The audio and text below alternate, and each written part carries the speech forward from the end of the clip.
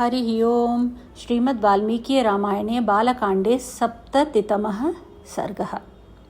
राजा जनक का अपने भाई कुशध्वज को सांकाश्या नगरी से बुलवाना, राजा दशरथ के अनुरोध से वशिष्ठ जी का सूर्यवंश का परिचय देते हुए श्री राम और लक्ष्मण के लिए सीता तथा उर्मिला को वरण करना। ततः प्रभाते जनक कृतकर्मा महर्षिभिः उवाच वाक्यं वाक्यज्ञ शतानंदम पुरोहितम। तदनंतर जब सवेरा हुआ और राजा जनक महर्षियों के सहयोग से अपना यज्ञ कार्य संपन्न कर चुके, तब वे वाक्य मर्मज्ञ नरेश अपने पुरोहित शतानंद जी से इस प्रकार बोले। भ्राता मम महातेजा वीर्यवानति धार्मिकः कुशध्वज इति ख्यातः पुरीमध्यवसच्छुभां वार्याफलकपर्यन्तां पिबन्निक्षुमतीं नदीं सांकाश्यां पुण्यसंकाशां विमानमिव पुष्पकम्। ब्रह्मन, मेरे महातेजस्वी और पराक्रमी भाई कुशध्वज जो अत्यंत धर्मात्मा है, इस समय इक्षुमती नदी का जल पीते हुए उसके किनारे बसी हुई कल्याणमयी सांकाश्या नगरी में निवास करते हैं। उसके चारों ओर के परकोटों की रक्षा के लिए शत्रुओं के निवारण में समर्थ बड़े बड़े यंत्र लगाए गए हैं। वह पुरी पुष्पक विमान के समान विस्तृत तथा पुण्य से उपलब्ध होने वाले स्वर्गलोक के सदृश सुंदर है। तमहं द्रष्टुमिच्छामि यज्ञगोप्ता समे मतः प्रीतिम सोपि महातेजा इमाम भोक्ता मया सह। वहाँ रहने वाले अपने भाई को इस शुभ अवसर पर मैं यहाँ उपस्थित देखना चाहता हूँ, क्योंकि मेरी दृष्टि में वे मेरे इस यज्ञ के संरक्षक हैं। महातेजस्वी कुशध्वज भी मेरे साथ श्री सीताराम के विवाह संबंधी इस मंगल समारोह का सुख उठावेंगे। एवमुक्ते तु वचने शतानंदस्य सन्निधौ आगाता केचिदव्यग्राजन कस्तान समादिशत। राजा के इस प्रकार कहने पर शतानंद जी के समीप कुछ धीर स्वभाव के पुरुष आए और राजा जनक ने उन्हें पूर्वोक्त आदेश सुनाया। शासनात्तु नरेन्द्रस्य प्रययुषीग्रवाजिभिः समानेतुं नरव्याघ्रं विष्णुमिन्द्राज्ञया तथा। राजा की आज्ञा से वे श्रेष्ठ दूत तेज चलने वाले घोड़ों पर सवार हो पुरुष सिंह कुशध्वज को बुला लाने के लिए चल दिए, मानो इंद्र की आज्ञा से उनके दूत भगवान विष्णु को बुलाने जा रहे हैं। सांकाश्यान्ते समागम्य ददृशुश्च कुशध्वजं न्यवेदयन् यथावृत्तं जनकस्य च चिन्तितम्। सांकाश्या में पहुंचकर उन्होंने कुशध्वज से भेंट की और मिथिला का यथार्थ समाचार एवं जनक का अभिप्राय भी निवेदन किया। तद्वृत्तं नृपति श्रुत्वा दूतश्रेष्ठैर्महाजवैः आज्ञया तु नरेन्द्रस्य आजगाम कुशध्वजः। उन महावेगशाली श्रेष्ठ दूतों के मुख से मिथिला का सारा वृत्तांत सुनकर राजा कुशध्वज महाराज जनक की आज्ञा के अनुसार मिथिला में आए। सददर्श महात्मानं जनकं धर्मवत्सलं सोऽभिवाद्य शतानन्दं जनकं चाति धार्मिकं राजार्हं परमं दिव्यमासनं सोऽध्यरोहत। वहाँ उन्होंने धर्मवत्सल महात्मा जनक का दर्शन किया। फिर शतानंद जी तथा अत्यंत धार्मिक जनक को प्रणाम करके वे राजा के योग्य परम दिव्य सिंहासन पर विराजमान हुए। उपविष्टावुभौ तौ तु भ्रातरावमितद्युतिः प्रेषयामास तुर्वीरौ मन्त्रिश्रेष्ठं सुदामनं गच्छ मन्त्रिपते शीघ्रमिक्ष्वाकुममितप्रभम् आत्मजै सह दुर्धर्षमानयस्व समंत्रिणम। सिंहासन पर बैठे हुए उन दोनों अमित तेजस्वी वीर बंधुओं ने मंत्री प्रवर सुदामन को भेजा और कहा, मंत्रीवर, आप शीघ्र ही अमित तेजस्वी इक्ष्वाकु कुलभूषण महाराज दशरथ के पास जाइए और पुत्रों तथा मंत्रियों सहित उन दुर्जय नरेश को यहाँ बुला लाइए। औपकार्यान् स गत्वा तु रघूणाङ्कुलवर्धनं ददर्श शिरसा चैनमभिवाद्येदमब्रवीत्। आज्ञा पाकर मंत्री सुदामन महाराज दशरथ के खेमे में जाकर रघुकुल की कीर्ति बढ़ाने वाले उन नरेश से मिले और मस्तक झुकाकर उन्हें प्रणाम करने के पश्चात इस प्रकार बोले। अयोध्याधिपते वीर वैदेहो मिथिलाधिपः सत्वान् दृष्टुं व्यवसतः सोपाध्याय पुरोहितम्। वीर अयोध्या नरेश, मिथिलापति विदेहराज जनक इस समय उपाध्याय और पुरोहित सहित आपका दर्शन करना चाहते हैं। मंत्रिश्रेष्ठ वच श्रुत्वा राजा सर्षिगणस्तथा सबन्धुरगमत्तत्र जनको यत्र वर्तते। मंत्रीवर सुदामन की बात सुनकर राजा दशरथ ऋषियों और बंधु बांधवों के साथ उस स्थान पर गए जहाँ राजा जनक विद्यमान थे। राजा च मन्त्रिसहितः सोपाध्यायः स बान्धवः वाक्यं वाक्यविदान् श्रेष्ठो वैदेहमिदमब्रवीत्। मंत्री, उपाध्याय और भाई बंधुओं सहित राजा दशरथ को जो बोलने की कला जानने वाले विद्वानों में श्रेष्ठ थे, विदेहराज जनक से इस प्रकार बोले। विदितन्ते महाराज इक्ष्वाकुकुलदैवतं वक्ता सर्वेषु कृत्येषु वसिष्ठो भगवान ऋषिः। महाराज, आपको तो विदित ही होगा कि इक्ष्वाकु कुल के देवता ये महर्षि वशिष्ठ जी हैं। हमारे यहाँ सभी कार्यों में ये भगवान वशिष्ठ मुनि ही कर्तव्य का उपदेश करते हैं और इन्हीं की आज्ञा का पालन किया जाता है। विश्वामित्राभ्यनुज्ञातः सह सर्वैर्महर्षिभिः एष वक्ष्यति धर्मात्मा वसिष्ठो मे यथाक्रमम्। यदि संपूर्ण महर्षियों सहित विश्वामित्र जी की आज्ञा हो तो ये धर्मात्मा वशिष्ठ ही पहले मेरी कुल परंपरा का क्रमशः परिचय देंगे। तूष्णीं भूते दशरथे वसिष्ठो भगवान ऋषिः उवाच वाक्यं वाक्यज्ञो वैदेहं सुपुरोधसम। यों कहकर जब राजा दशरथ चुप हो गए, तब वाक्यवेत्ता भगवान वशिष्ठ मुनि पुरोहित सहित विदेहराज से इस प्रकार बोले। अव्यक्त प्रभवो ब्रह्मा शाश्वतो नित्य अव्ययः तस्मान् मरीचिः संजज्ञे मरीचे कश्यपः सुतः विवस्वान् कश्यपाञ्जज्ञे मनुर्वैवस्वतः स्मृतः। ब्रह्मा जी की उत्पत्ति का कारण अव्यक्त है। वे स्वयंभू हैं, नित्य शाश्वत और अविनाशी हैं। उनसे मरीचि की उत्पत्ति हुई। मरीचि के पुत्र कश्यप हैं।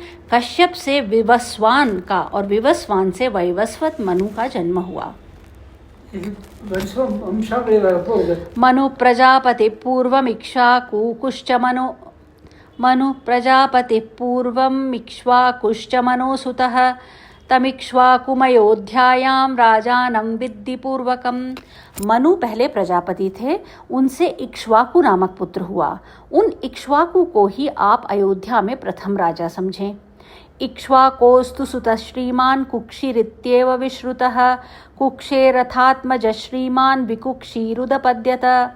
इक्ष्वाकु के पुत्र का नाम कुक्षी था। वे बड़े तेजस्वी थे। कुक्षी से विकुक्षी नामक कांतिमान पुत्र का जन्म हुआ।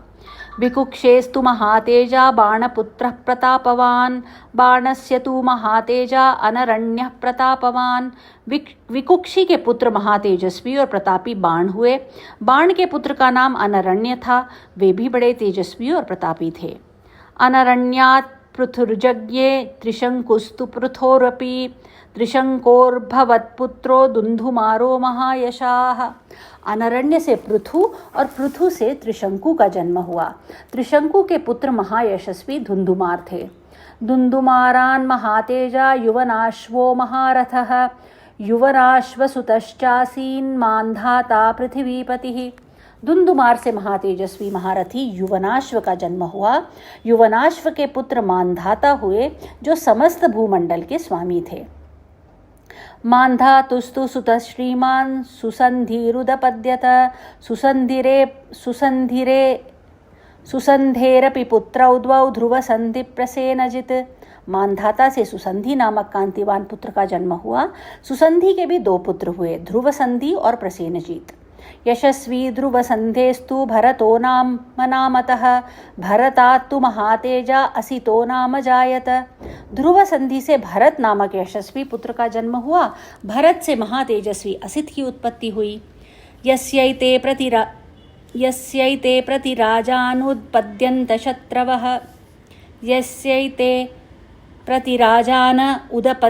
शत्रवः हैहयास्तालजङ्घाश्च शूराश्च शशबिन्दवः।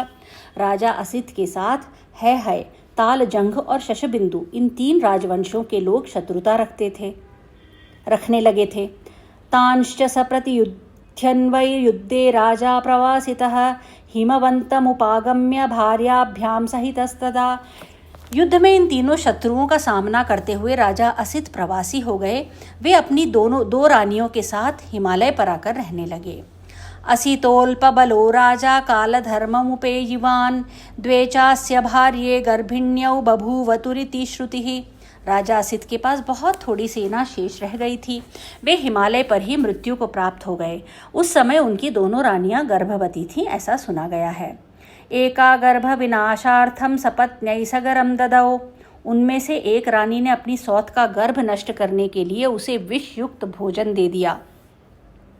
ततः शैलवरे रम्ये बभूवाभिरतो मुनिः भार्गवश्च्यवनो नाम हिमवन्तमुपाश्रितः। तत्र चैका महाभागा भार्गवं देववर्चसं ववन्दे पद्मपत्राक्षी काङ्गन्ती सुतमुत्तमम् कांक्षन्ती सुतमुत्तमं तं ऋषिं साभ्युपागम्य कालिंदी चाभ्यवादयत। उस समय उस रमणीय एवं श्रेष्ठ पर्वत पर भृगुकुल में उत्पन्न हुए महामुनि च्यवन तपस्या में लगे हुए थे। हिमालय पर ही उनका आश्रम था। उन दोनों रानियों में से एक, जिसे जहर दिया गया था, कालिंदी नाम से प्रसिद्ध थी। विकसित कमल दल के समान नेत्रों वाली महाभागा कालिंदी एक उत्तम पुत्र पाने की इच्छा रखती थी। उसने देवतुल्य तेजस्वी भृगुनंदन च्यवन के पास जाकर उन्हें प्रणाम किया। सतामभ्यवदद् विप्र पुत्रेप्सुं पुत्रजन्मनि तव कुक्षौ महाभागे सुपुत्रस्सु महाबलः महावीर्यो महातेजा अचिरात् संजनिष्यति गरेण सहित श्रीमान माशु चक्कमलेक्षणे। उस समय ब्रह्मर्षि च्यवन ने पुत्र की अभिलाषा रखने वाली कालिंदी से पुत्र जन्म के विषय में कहा। महाभागे, तुम्हारे उदर में एक महान बलवान, महातेजस्वी और महापराक्रमी उत्तम पुत्र है। वह कांतिमान बालक थोड़े ही दिनों में जहर के साथ उत्पन्न होगा। अतः कमल लोचने, तुम पुत्र के लिए चिंता ना करो। च्यवनं च नमस्कृत्य राजपुत्री पतिव्रता पत्या विरहिता तस्मात् पुत्रं देवी व्यजायत। वह विधवा राजकुमारी कालिंदी बड़ी पतिव्रता थी। महर्षि च्यवन को नमस्कार करके वह देवी अपने आश्रम पर लौट आई। फिर समय आने पर उसने एक पुत्र को जन्म दिया। सपत्न्या तु गरस्तस्यै दत्तो गर्भजिघांसया सह तेन गरेव नैव संजातः सगरोऽभवत्। उसकी सौत ने उसके गर्भ को नष्ट कर देने के लिए जो गर्भ विष दिया था, उसके साथ ही उत्पन्न होने के कारण वह राजकुमार सगर नाम से विख्यात हुआ। सगरस्या समंजस्तु असमंजा दथांशुमान दिलीपोषुमतः पुत्रो दिलीपस्य भगीरथः। सगर के पुत्र असमंज और असमंज के पुत्र अंशुमान हुए। अंशुमान के पुत्र दिलीप और दिलीप के पुत्र भगीरथ हुए। भगीरथात् ककुस्थश्च ककुस्थाश्च रघुस्थथा रघोस्तु पुत्र तेजस्वी प्रवृद्धः पुरुषादकः। भगीरथ से ककुस्थ और ककुस्थ से रघु का जन्म हुआ। रघु के तेजस्वी पुत्र प्रवृद्ध हुए जो शाप से राक्षस हो गए थे। कल्माशपादोप्यभवत् तस्मात् जातस्तु शंखणः सुदर्शन शंखणस्य अग्निवर्णः सुदर्शनात्। वे ही कल्माशपाद नाम से भी प्रसिद्ध हुए थे। उनसे शंखण नाम का पुत्र का जन्म हुआ। शंखण के पुत्र सुदर्शन और सुदर्शन के अग्निवर्ण हुए। शीघ्रगस्त्वग्निवर्णस्य शीघ्रगस्य मरुसुतः मरो प्रशुशुक्रस्त्वा सीदम्बरीश प्रशुशुकात्। अग्निवर्ण के शीघ्रग और शीघ्रग के पुत्र मरु थे। मरु से प्रशुश्रुक और प्रशुश्रुक से अम्बरीश की उत्पत्ति हुई। अम्बरीशस्य पुत्रो भून्नहुषश्च महीपतिः। नहुषस्य ययातिस्तु नाभागस्तु ययातिजः। नाभागस्य बभूवाज अजात् दशरथोऽभवत्। अस्मात् दशरथज्जातो भ्रातरौ राम लक्ष्मणौ। अम्बरीश के पुत्र राजा नहुष हुए। नहुष के ययाति और ययाति के पुत्र नाभाग थे। नाभाग के अज हुए। अज से दशरथ का जन्म हुआ। इन्हीं महाराज दशरथ से ये दोनों भाई श्री राम और लक्ष्मण उत्पन्न हुए हैं। आदिवंश विशुद्धानां राज्ञां परमधर्मिणां इक्ष्वाकुकुल जातानां वीराणां सत्यवादिनां। इक्ष्वाकु कुल में उत्पन्न हुए राजाओं का वंश आदिकाल से ही शुद्ध रहा है। ये सबके सब परम धर्मात्मा, वीर और सत्यवादी होते आए हैं। राम लक्ष्मणयोरर्थे त्वत्सुतेवरये नृप सदृश्याभ्यां नरश्रेष्ठ सदृशो दातुमर्हसि। नरश्रेष्ठ नरेश्वर, इसी इक्ष्वाकु कुल में उत्पन्न श्री राम और लक्ष्मण के लिए मैं आपकी दो कन्याओं का वरण करता हूँ। ये आपकी कन्याओं के योग्य हैं और आपकी कन्याएं इनके योग्य, अतः आप इन्हें कन्यादान करें। इत्यार्षे श्रीमद् रामायणे वाल्मीकि आदि काव्ये बालकांडे सप्ततितमः सर्गः। इस प्रकार श्री वाल्मीकि निर्मित आर्ष रामायण आदि काव्य के बालकांड में 70वां सर्ग पूरा हुआ। एकसप्ततितमः सर्गः। राजा जनक का अपने कुल का परिचय देते हुए श्री राम और लक्ष्मण के लिए क्रमशः सीता और उर्मिला को देने की प्रतिज्ञा करना। एवं ब्रुवाणं जनक प्रत्युवाच कृतांजलिः श्रोतुमर्हसि भद्रन्ते कुलन्नः परिकीर्तितं प्रदाने हि मुनिश्रेष्ठ कुलन्निरवशेषतः वक्तव्यं कुलजातेन तन्निबोध महामते। महर्षि वशिष्ठ जब इस प्रकार इक्ष्वाकु वंश का परिचय दे चुके तब राजा जनक ने हाथ जोड़कर उनसे कहा, मुनि श्रेष्ठ आपका भला हो, अब हम भी अपने कुल का परिचय दे रहे हैं, सुनिए। महामते, कुलीन पुरुष के लिए कन्यादान के समय अपने कुल का पूर्ण रूपेण परिचय देना आवश्यक है, अतः आप सुनने की कृपा करें। राजा भूत्रिषु लोकेषु विश्रुतस्वेन कर्मणा निमिः परमधर्मात्मा सर्वसत्तवतांबरः। प्राचीन काल में निमि नामक एक परम धर्मात्मा राजा हुए जो संपूर्ण धैर्यशाली महापुरुषों में श्रेष्ठ तथा अपने पराक्रम से तीनों लोकों में विख्यात थे। तस्य पुत्रो मिथिर्नाम जनको मिथिपुत्रकः प्रथमो जनको राजा जनकादप्युदावसुः। उनके मिथि नामक एक पुत्र हुआ, मिथि के पुत्र का नाम जनक हुआ। ये ही हमारे कुल में पहले जनक हुए हैं। इन्हीं के नाम पर हमारे वंश का प्रत्येक राजा जनक कहलाता है। जनक से उदावसु का जन्म हुआ। उदावसोस्तु धर्मात्मा जातो वै नंदिवर्धनः नंदिवर्धसुतः शूरः सुकेतुर्नाम नामतः। उदावसु से धर्मात्मा नंदिवर्धन उत्पन्न हुए। नंदिवर्धन के शूरवीर पुत्र का नाम सुकेतु हुआ। सुकेतोरपि धर्मात्मा देवरातो महाबलः देवरातस्य राजर्षे बृहद्रथ इति देवरातस्य राजर्षेर्बृहद्रथ इति स्मृतः। सुकेतु के भी देवरात नामक पुत्र हुआ। देवरात महान बलवान और धर्मात्मा थे। राजर्षि देवरात के बृहद्रथ नाम से प्रसिद्ध एक पुत्र हुआ। बृहद्रथस्य शूरो भून् महावीर प्रतापवान महावीरस्य धृतिमान सुधृतिः सत्यविक्रमः। बृहद्रथ के पुत्र महावीर हुए जो शूर और प्रतापी थे। महावीर के सुधृति हुए जो धैर्यवान और सत्यपराक्रमी थे। सुधृतेरपि धर्मात्मा दृष्टकेतुः सुधार्मिकः दृष्टकेतोश्च राजर्षेर्हर्यश्च इति विश्रुतः। सुधृति के भी धर्मात्मा धृष्टकेतु हुए जो परम धार्मिक थे। राजर्षि धृष्टकेतु का पुत्र हर्यश्व नाम से विख्यात हुआ। हर्यश्यस्य मरुपुत्रो मरो पुत्र प्रतीन्धकः प्रतीन्धकस्य धर्मात्मा राजा कीर्तिरथः सुतः। हर्यश्व के पुत्र मरु, मरु के पुत्र प्रतीन्धक तथा प्रतीन्धक के पुत्र धर्मात्मा राजा कीर्तिरथ हुए। पुत्र कीर्तिरथस्यापि देवमीढ इति स्मृतः देवमीढस्य विबुधो विबुधस्य महीध्रकः। कीर्तिरथ के पुत्र देवमीढ़ नाम से विख्यात हुए। देवमीढ़ के विबुध और विबुध के पुत्र महीध्रक हुए। महीध्रकसुतो राजा कीर्तिरातो महाबलः कीर्तिरातस्य राजर्षेर्महारोमा व्यजायत। महीध्रक के पुत्र महाबली राजा कीर्तिरात हुए। राजर्षि कीर्तिरात के महारोमा नामक पुत्र उत्पन्न हुआ। महारोम्णस्तु धर्मात्मा स्वर्णरोमा व्यजायत स्वर्णरोम्णस्तु राजर्षेर्हस्वरोमा व्यजायत। महारोमा से धर्मात्मा स्वर्णरोमा का जन्म हुआ। राजर्षि स्वर्णरोमा से ह्रस्वरोमा उत्पन्न हुए। तस्य पुत्रद्वयं राज्ञो धर्मज्ञस्य महात्मनः ज्येष्ठो हमनुजो भ्राता मम वीरः कुशध्वजः। धर्मज्ञ महात्मा राजा ह्रस्वरोमा के दो पुत्र उत्पन्न हुए, जिनमें ज्येष्ठ तो मैं ही हूँ और कनिष्ठ मेरा छोटा भाई वीर कुशध्वज है। माम तु ज्येष्ठं पिता राज्ये सोभिषिच्य पिता मम कुशध्वजं समावेश्य भारम मयि वनंगतः। मेरे पिता मुझ ज्येष्ठ पुत्र को राज्य पर अभिषिक्त करके कुशध्वज का सारा भार मुझे सौंपकर वन में चले गए। वृद्धे पितरि स्वर्याते धर्मेण धुरमावहं भ्रातरं देव संकाशं स्नेहात् पश्यन् कुशध्वजं। वृद्ध पिता के स्वर्गगामी हो जाने पर अपने देवतुल्य भाई कुशध्वज को स्नेह दृष्टि से देखता हुआ मैं इस राज्य का भार धर्म के अनुसार वहन करने लगा। कस्यचित्वथ कालस्य सांकाश्यादागतः पुरात् सुधन्वा वीर्यवान राजा मिथिलामवरोधकः। कुछ काल के अनंतर पराक्रमी राजा सुधन्वा ने सांकाश्य नगर से आकर मिथिला को चारों ओर से घेर लिया।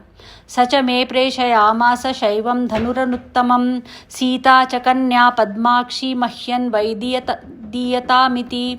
उसने मेरे पास दूत भेजकर कहलाया कि तुम शिवजी के परम उत्तम धनुष तथा अपनी कमल नयनी कन्या सीता को मेरे हवाले कर दो। तस्या प्रदानान् महर्षे युद्धम् आसीन् मया सहतोभिमुखो राजा सुधन्वातु मया रणे। महर्षि, मैंने उसकी मांग पूरी नहीं की, इसलिए मेरे साथ उसका युद्ध हुआ। उस संग्राम में सम्मुख युद्ध करता हुआ राजा सुधन्वा मेरे हाथ से मारा गया। निहत्यतं मुनिश्रेष्ठ सुधन्वानं नराधिपं सांकाश्ये भ्रातरं शूरमभ्यषिञ्चं कुशध्वजं।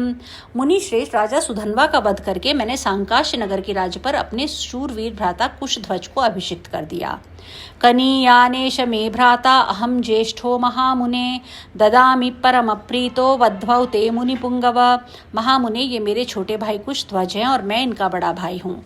मुनिवर, मैं बड़ी प्रसन्नता के साथ आपको 2 बहुएं प्रदान करता हूँ। सीतां रामाय भद्रन्ते उर्मिलां लक्ष्मणाय वै वीर्यशुल्कां मम सुतां सीतां सुरसुतोपमां द्वितीयामूर्मिलां चैव त्रिर्वदामि न संशयः ददामि परमप्रीतो वध्वौ ते मुनिपुंगव। आपका भला हो, मैं सीता को श्री राम के लिए और उर्मिला को लक्ष्मण के लिए समर्पित करता हूँ। पराक्रम ही जिसको पाने का शुल्क या शर्त था, उस देवकन्या के समान सुंदरी अपनी प्रथम पुत्री सीता को श्री राम के लिए तथा दूसरी पुत्री उर्मिला को लक्ष्मण के लिए दे रहा हूँ। मैं इस बात को 3 बार दोहराता हूँ, इसमें संशय नहीं है। मुनि प्रवर, मैं परम प्रसन्न होकर आपको 2 बहुएं दे रहा हूँ। रामलक्ष्मणयो राजन् गोदानं कारयस्वः पितृकार्यं च भद्रन्ते ततो वैवाहिकं कुरु। वशिष्ठ जी से ऐसा कहकर राजा जनक ने महाराज दशरथ से कहा, राजन, अब आप श्री राम और लक्ष्मण के मंगल के लिए इनसे गोदान करवाइए, आपका कल्याण हो। नांदी मुख श्राद्ध का कार्य भी संपन्न कीजिए। इसके बाद विवाह का कार्य आरंभ किया जाएगा। मगाह्यग महाबाहो तृतीय दिवसे प्रभो फल्गुन्यामुत्तरे राजंस्तमस्मिन् वैवाहिकं कुरु। फल्गुन्यामुत्तरे तस्मिन् वैवाहिकं कुरु। रामलक्ष्मणयोरर्थे दानं कार्यं सुखोदयम्। महाबाहो प्रभु, आज मघा नक्षत्र है। राजन, आज के तीसरे दिन उत्तरा फाल्गुनी नक्षत्र में वैवाहिक कार्य कीजिएगा। आज श्री राम और लक्ष्मण के अभ्युदय के लिए गो, भूमि, तिल और सुवर्ण आदि का दान कराना चाहिए, क्योंकि वह भविष्य में सुख देने वाला होता है। इत्यार्षे श्रीमद् रामायणे वाल्मीकि आदि काव्ये बालकांडे 1/7 सर्गः। इस प्रकार श्री वाल्मीकि निर्मित आर्ष रामायण आदि काव्य के बालकांड में 71वां सर्ग पूरा हुआ। हरि ओम।